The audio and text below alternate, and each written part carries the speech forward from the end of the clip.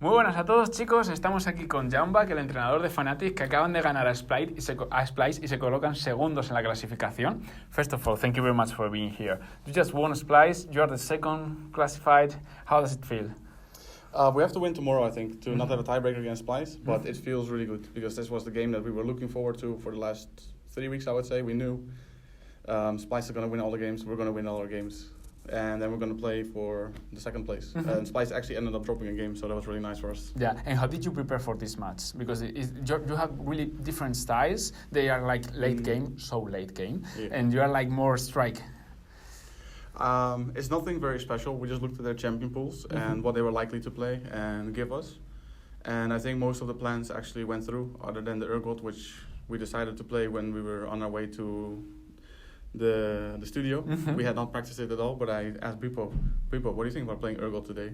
And he's like, oh, I can play Urgot today. And then when in the draft they actually did the lock-in Gangplank, because we actually wanted Gangplank on our team that game, because we think that Splice and us are both like team fight heavy teams. So we wanted to take away the Gangplank, and then we're like, well, are we actually doing it? And then people was like, yeah, we're actually doing it. So I was really happy with that. So you didn't practice at all? No, we did not. We talked about it. Yeah, what do we do if they pick Gangplank? What do we pick? And we had 2 or 3 champions that were ready. But then on the way there, we decided we were going to do a champion we didn't practice. And who had the idea? I had the first idea because I went to LoLalytics to see what matchups were bad for Gangplank. Especially physical damage ones, because magic damage is pretty easy. But we needed physical damage in the draft, and I was looking, okay, I don't like this, I don't like Rengar, I don't like Camille here. Yeah.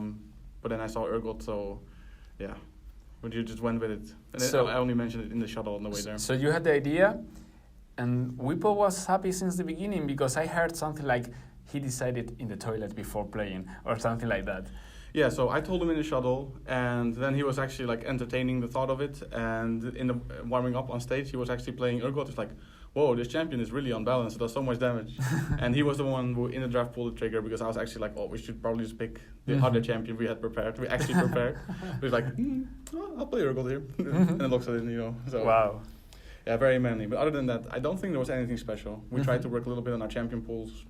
I don't know if it really showed today. Like, we have played Casio before, Kragas. I don't think we've played Kaisa before, but it's always been in the champion pool. And yeah, Ilisang Rakan, nothing out of the ordinary. So I was thinking about that. Did you think about any weird pick, like for example this Garen ADC you had, or something like that for this match, or was it too risky? A little bit too risky. Of course, if we are red side and we get Yuumi, we would actually strongly consider it. Yeah. But we did consider giving them Yuumi, or giving them a choice between Yuumi and 1 or 2 other strong picks. But then they banned out a Yuumi themselves, so they left us without no other option than to actually play champions that we have a lot of games on. Yeah. What do you think about a best of 5 against Splice? How will it be? I would feel quite confident, because Splice is a team that wins through team fighting and slow macro. And we're a team that wins through team fighting and medium tempo, I would say. So, considering that I feel like we're better at team fighting and because we're better individual players, I would say in a best of 5 we should come out ahead almost every time. So, who would you say is the most difficult team to face in a best of 5?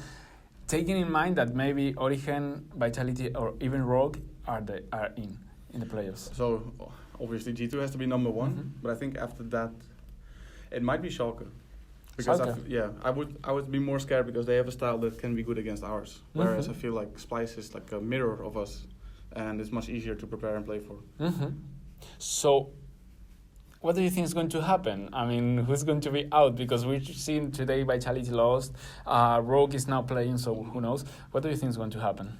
I think Rogue is not going to make it. No. That's because they have to beat Origin right now. Like, the interview is happening right now when they're playing. And if Rogue wins today, they also need either Origin to lose to SK tomorrow, or they need to beat us. One of the 2 has to happen.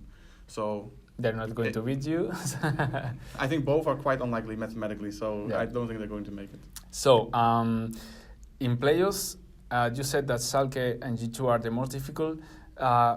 Who are you going to pick if you have to choose? Or who do you think is going to pick you?